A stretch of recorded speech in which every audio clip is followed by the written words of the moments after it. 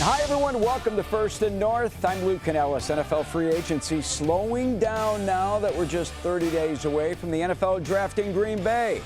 Joining me this week on First and North, the voice of the Lions, Dan Miller, from Fox Milwaukee, Lily Zhao, and from Fox Minneapolis, Pierre Nugent. All right, guys, the NFLPA Classic Golf Tournament going on in Mexico. A lot of our local teams, players are down there right now showcasing their golf games. But more importantly, hey, how about this? We had a J.J. McCarthy sighting down there, Pierre. He joined Kay Adams on her show earlier today, said he's 100% healthy. You cool with McCarthy being in Mexico golfing with a lot riding on him this season? Yeah, absolutely. I was just in Mexico City myself a couple of weeks ago. Why not? It's a beautiful place. Might as well go down there and have a little fun.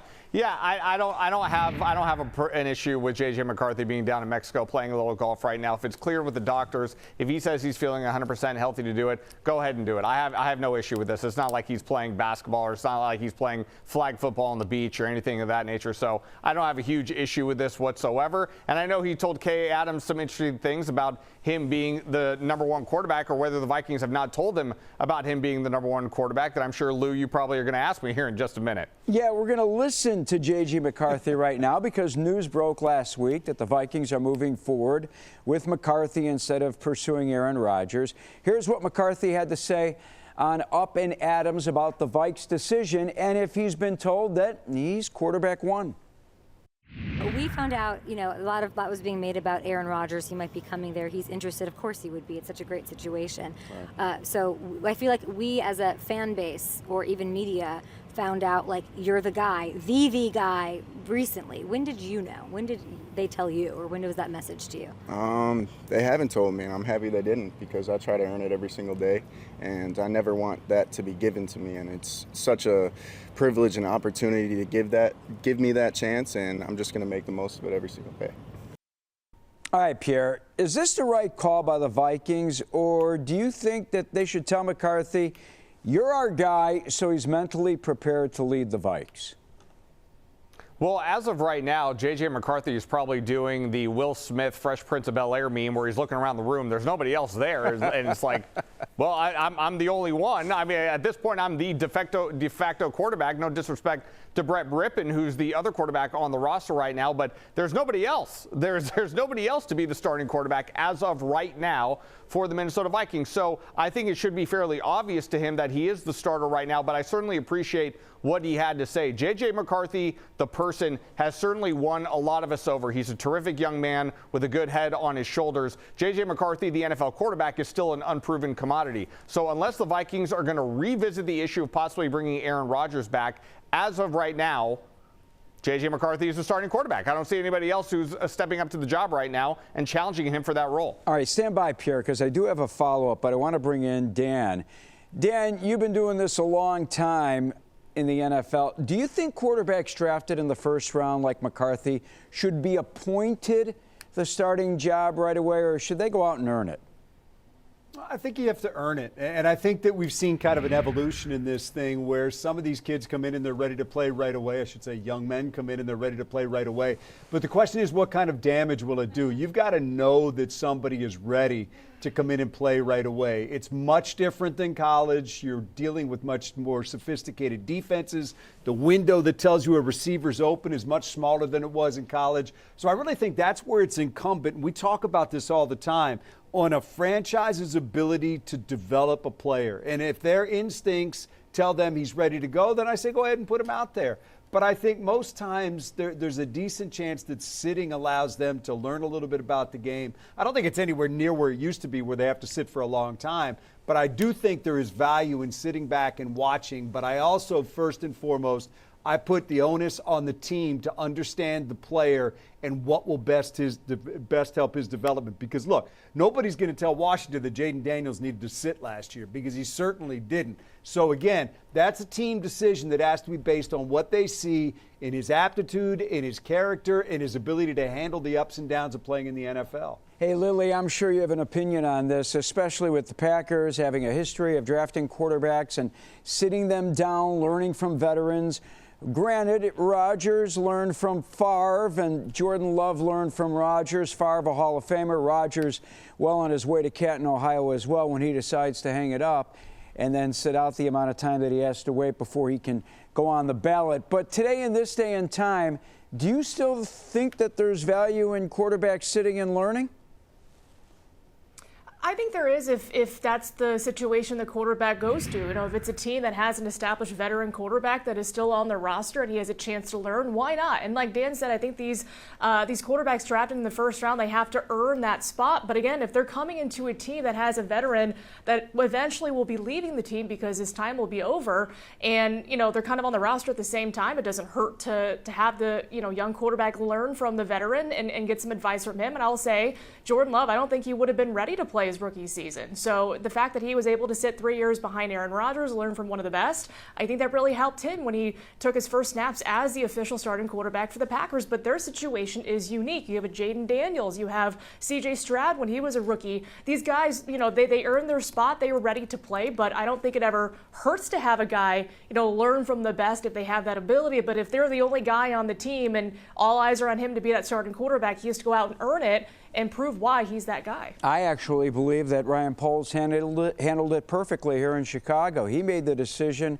early on. Listen, Caleb Williams is our guy. We want no distractions. He traded Justin Fields to Pittsburgh, and he went with Caleb Williams. Pierre, I want to go back to the Vikings for a second because reports have them considering Ryan Tannehill. Would you bring in Tannehill?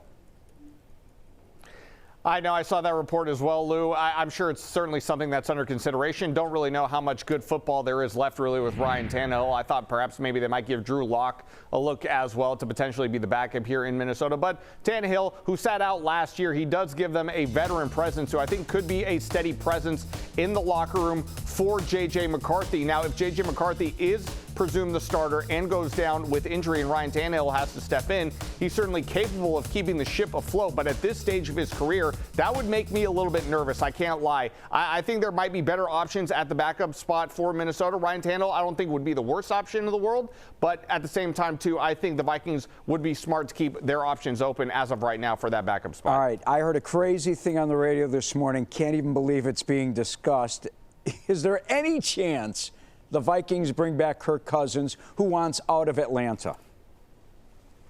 I really don't see it. I don't see, even though, the contract is what the contract is, but I'm sure they would have to revise some numbers. But if Kirk Cousins, came back to Minnesota, he would presumably be the backup, because I don't understand why you would move forward with Kirk Cousins for this season when you have J.J. McCarthy sitting right there. Kirk Cousins is going to want to go somewhere where he has a chance to be the starter. I'm not necessarily sure that's going to be the case here in Minnesota, so I'm not sure a reunion makes sense. If it makes sense dollars and cents wise, okay, I think I can get it from that perspective. But then you kind of create a little bit of an awkward scenario where you just waved goodbye to Kirk Cousins a year prior. You drafted his heir apparent, and now you want to bring him back to do what exactly? Because he's going to come in thinking that he's probably going to be the starter. So I don't really see a reunion making a lot of sense. Dan, let me bring you in. Barry Sanders hopped on Good Morning Football, laid out his expectations for the Lions this season.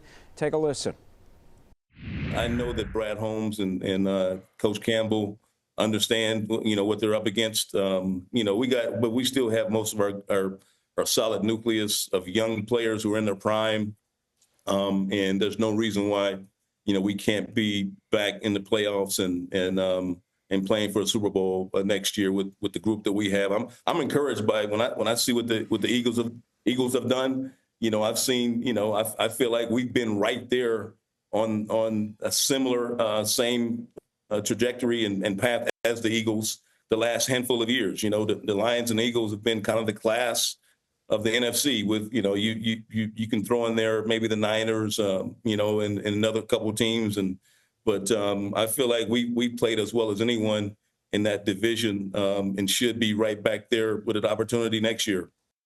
No one can argue with Barry Sanders, especially with what the Lions went through injury-wise. Dan, is it Super Bowl or bust for this Detroit Lions squad if they stay relatively healthy this year? I never know what that means, Lou. What does bust mean? Because they didn't make it last year, and here they are just trying to figure out how to get there next year. But if the point is that their goal should be to win the Super Bowl. There's no question. That's what Philadelphia's goal should be. That's what the Lions' goal should be. That's what Minnesota's goal should be. That's what Buffalo's goal should be. That's what Kansas City's goal should be. All these teams sitting at or near the top of the NFL, that's your goal, is to go win a Super Bowl, because you realize you're good enough to do that if things fall into place. So don't set the bar any lower than that. And I think that's what Dan Campbell and Brad Holmes have done with this team.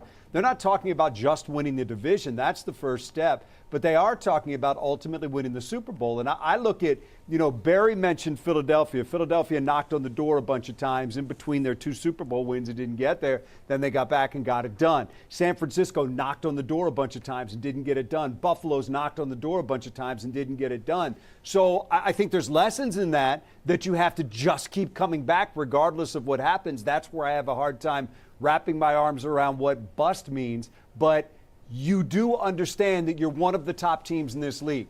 And you do understand that that should be your goal. But only one team ultimately gets to do that. That's where the heartbreak comes in. But going into the season, if you're thinking anything less, you're doing it wrong. I'll tell you what, Dan, I have such great respect for what the Lions have created there in Detroit. Bears won the offseason, in my opinion. I know that there are those in Minnesota who will debate that. But now they have the NFL's assistant, coach of the year, led the Lions to score 68, if I'm not mistaken, offensive touchdowns. They led the league in scoring over 33 points a game. Now the question is, will it translate to the Bears so they can claim that they have a rivalry with the Lions and that they can compete with Minnesota and Green Bay? We can only hope in this town. Here's the difference. And, Dan, I'm going to give the ultimate respect to Brad Holmes. Johnson had GM Brad Holmes. I'm not saying Ryan Poles can't experience the same type of success that Holmes has so far, but it hasn't happened yet. And now Johnson's going to be alongside Ryan Poles, not Brad Holmes. And what Holmes has done can't be overlooked. I read this earlier today. Man, since Holmes' first draft in 2021, the Lions have hit on all 5 of his first-round picks. The Bears are going to have 4 selections amongst the first 72 picks.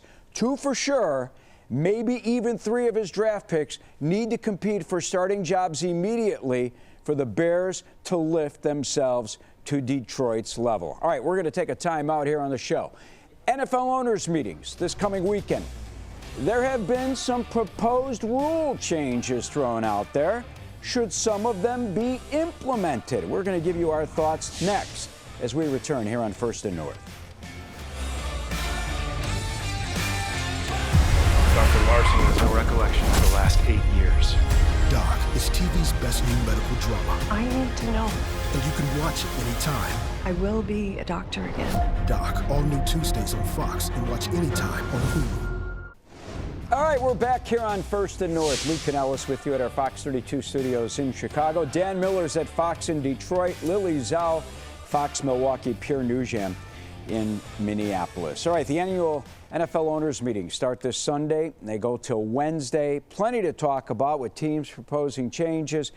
We're going to go through a few of those changes or proposed changes, see if they should pass or not, according to our little crew here. Reminder, all rules must be approved by 75%, so 24 of the 32 owners in order for these proposed rules to be implemented. And I'm going to start with a rule change that the Lions have proposed, and that's eliminating automatic first downs for defensive holding and illegal contact penalties. Lions were called for the most penalties in this area last season. Dan, I'll start with you since you saw it firsthand. What do you think? I don't know that this passes, but I do think there is an issue here in that this is probably next to pass interference, which could be 50 yards, and fumbling the ball out of your end zone where you lose it and give it to the other team on a touchback, the most significant penalty that we have in this game. And where it really comes into play is when you get a 3rd and 10, 3rd and 12, 3rd and 15, 3rd and 17, and you get a defensive holding or an illegal contact, and all of a sudden that 5-yard penalty becomes a first down. I don't know that there's a perfect solution, though, because you're opening up the door at that point that if somebody gets beat, they're just going to tackle the receiver on 3rd and 12 and say, you know what, we'll give you 3rd and 7 and let you do it again. So I do think there is an issue here in the rule where it becomes extremely significant to allow a team to keep a drive alive on a penalty that might not be quite as significant at times. But I don't know that the solution of taking it off the table necessarily is going to wipe out any issues that you might have unintentionally by putting a new rule in there or wiping out the old rule of giving teams a first down. So I don't love the feel of a game when you get the bailout on one of these penalties, but I don't know necessarily that the other side of it is going to work either. Yeah, I'm with you. I'm really torn on this proposed rule change because I think it allows below average defensive backs, if they're beaten on a play, they're going to grab, tackle, mug receivers, whatever they have to do. What do you think, Lily? Yeah, I agree. I think there's no perfect solution because at the end of the day, if you know that you're only going to get 5 yards, you might as well just tackle the receiver if that's going to be the rule. So I don't think there's a perfect solution to what it is. I am kind of curious to see what the owners do decide on this rule, but I don't think it will pass as well. But there's no perfect solution for this scenario. So just very curious to see what they'll do. But yeah, I don't think if you eliminate a first down and all that stuff, it's going to, I know it's tough on defenders. I know it's tough on, the Terry and Arnolds of the world. And so I'm curious to see what they do. And listen, the NFL wants its quarterbacks and playmakers to rue the day out there and be the stars. All right, next rule proposed by the Philadelphia Eagles. They want to align the overtime rules and want them to be the same for the regular season and the playoffs, meaning both teams get a chance to touch the football in overtime. I agree with the Eagles on this one. Same overtime rules for the regular season as the playoffs. There's only 17 games. Every outcome has significance. We're not talking about 162 games or 82 games. 17 games. Every outcome, like I said, significant. And when it comes to the playoffs, regular season playoff seedings, frankly, coaches keeping jobs, every win is so important. Each team, in my opinion, should be given a chance to touch the football. Even if that team that wins the coin flip goes down and scores the touchdown, I still think the opposition, the other team, should have the opportunity as well. What do you think, Pierre? No way. I completely disagree. I think you're still allowed to play defense in this league, last time I checked, even though the league makes it harder and harder for teams to play defense in this league. I wish they would go back to the old rule, Lou. I'm old enough to remember when it was just sudden death. Now, I agree that the kickers this day and age are a lot better than what they were in seasons past, so I certainly understand why you may not want the game to end on a field goal when the guys are certainly capable of hitting 60 yards or better, and the other team doesn't have a chance to respond. So I will concede on that. What I would like to see changed in the overtime rule is for the period to go from 10 minutes to 15 minutes. I think you have a lot better chance of having a tie game for a game to end in a tie with a 10-minute rule. If two teams get a field goal and you don't have an extra 5 minutes to potentially get a third or perhaps get a touchdown in that scenario, that's what I would like to see changed in the overtime rule. I think they should go to 15 minutes and not 10. What do you think, Lily? I agree with you, Lou. I like the fact that it's fair and equal in the playoffs and in overtime, and then it's fair and equal during the regular season as well. I know, just especially on the Packers side of things, during the Aaron Rodgers era, he didn't have a lot of chances to respond in overtime because the other team got the ball and went right down the field. I understand there's an aspect of playing defense, but I like the fairness aspect of it, so I'm hoping this rule passes and see if it does. Dan? I think I would allow this to pass. I would like both teams to get an opportunity to have the football. I agree with Pierre. I think part of the rule is that it would extend it to 15 minutes. I just don't like when one team gets the ball and marches down the field. Yes, you are allowed to play defense, but if you're going up against a team like Detroit, a team like Kansas City, a team like Minnesota who can throw it up to JJ and see what happens, I just think it's to me there's equity in both teams getting their hands on the ball at least once. And I feel like that would be the way to go. If it's good enough for the playoffs, to me, I think you make a great point, Lou. You're only playing 17 games. Every one can be extremely significant. Then let's give it the understanding that it deserves, which is that it might be as important somewhere down the line as a playoff game. It's not elimination, but it might be the difference between you getting there or not. All right, Pierre, I think the Vikings are in favor of this one. Lions want to reformat the playoff seedings and base it off of regular season records. So if a wild card team has a better record than a division winner, the wild card team is seeded higher than the division winner.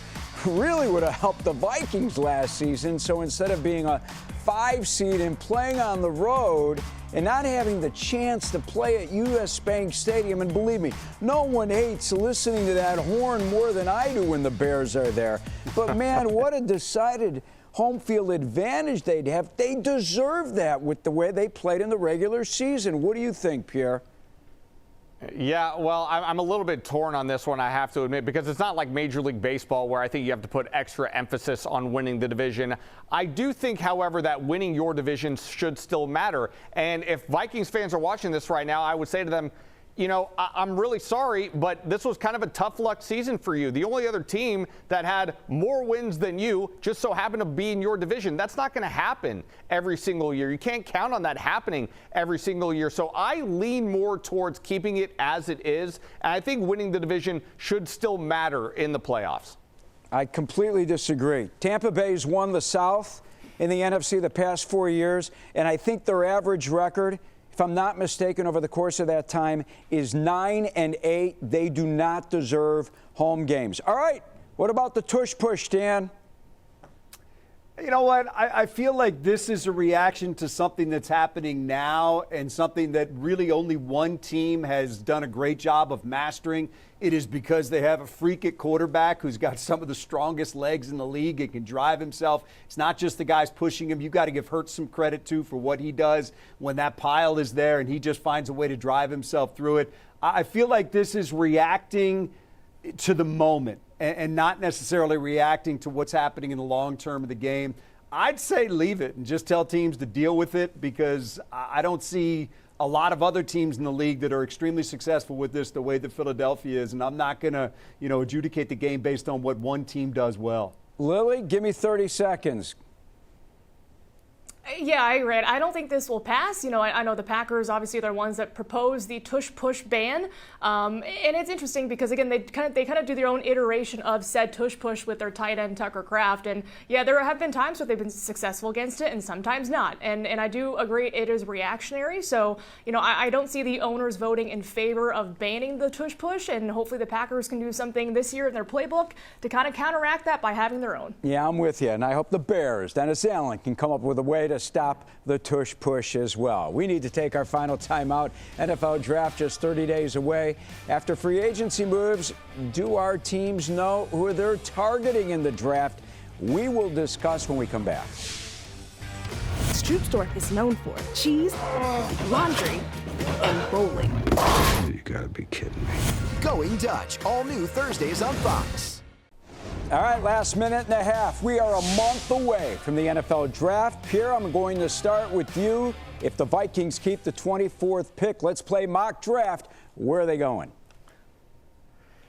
Boy, Lou, they have a replacement they need to make at safety, and if you looked at Nick Emanwari's numbers from the draft combine, I mean, those numbers really just pop out and stand out at you. I think if the Vikings stay at 24 and Nick Emanwari is still on the board from South Carolina, that's where I'm going. I'd rather take the chance on the athlete, and he certainly put up some athletic numbers at the combine. All right, Dan, Lions select 28th in the first round. Where are you leaning?